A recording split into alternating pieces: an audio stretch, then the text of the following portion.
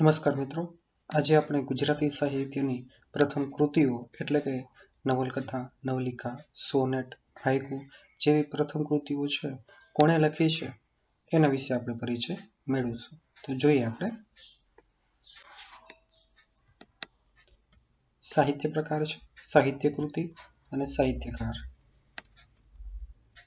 પ્રથમ નવલિકા છે એ ગોવાલડી નામથી લખાયેલી છે અને એના લેખક છે કંચનલાલ મહેતા. સોનેટ છે એ પ્રથમ સોનેટ છે ભણકારા નામનું છે અને લેખક છે એના બકર ઠાકર એટલે કે બલવંતરાય કલ્યાણરાય ઠાકર. પ્રથમ આખ્યાન છે એનું નામ છે સુદામા ચરિત્ર અને એના લેખક એટલે કે કવિ છે નરસિંહ મહેતા, અથવા તો આપણે એને ભક્ત કવિ તરીકે પણ ઓળખી શકીએ નરસિંહ મહેતાને. આગળ છે જીવન ચરિત્ર. સૌ પ્રથમ જીવન ચરિત્ર કોણે લખ્યું તો કહેવામાં આવશે પ્રાણલાલ મથુરદાસ.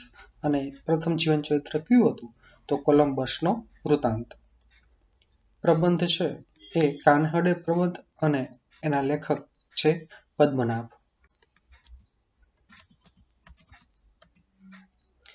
પ્રથમ મહાનવલ તો આપણે કઈ કહીશું તો સરસ્વતી ચંદ્ર અને એના લેખક છે ગોવર્ધનરામ ત્રિપાઠી. આત્મકથા પ્રથમ ગુજરાતી સાહિત્યની પ્રથમ આત્મકથા છે મારી હકીકત અને એના લેખક છે કવિ નર્મદ.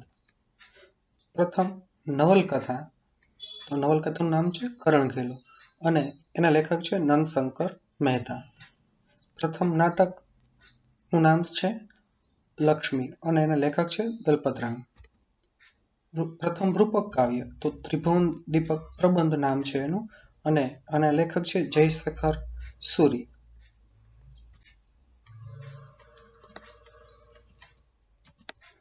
પ્રથમ રાસ કોણે લખેલો છે તો શાલિભદ્ર સુરી અને એ રાસનું નામ શું છે તો ભરતેશ્વર બાહુબલી રાસ.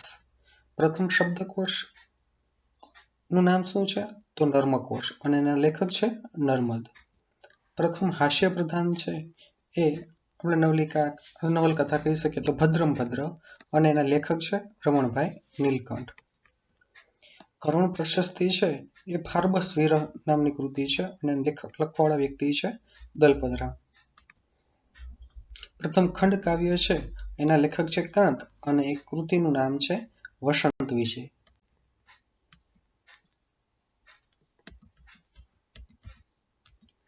પ્રથમ એકાંકી છે એના લેખક છે બટુભાઈ ઉમરવાડિયા અને એકાંકીનું નામ છે લોહમહર્ષિણી. પ્રથમ કાવ્ય સંગ્રહ છે એ સંપાદન કરેલો છે એ દલપતરામે કર્યો છે અને એનું નામ છે ગુજરાતી કાવ્ય દોહન. ફાગુ કાવ્ય છે અને એના લેખક છે જીન પદ્મસુરી અને એનું કૃતિનું નામ છે શ્રીથિલ ભદ્ર ફાગુ. લોકવાર્તા છે પ્રથમ લોકવાર્તા છે વિજયભદ્ર એ લખેલી છે અને હંસરાજ વંશરાજ છે એ કૃતિ છે. આભાર મિત્રો.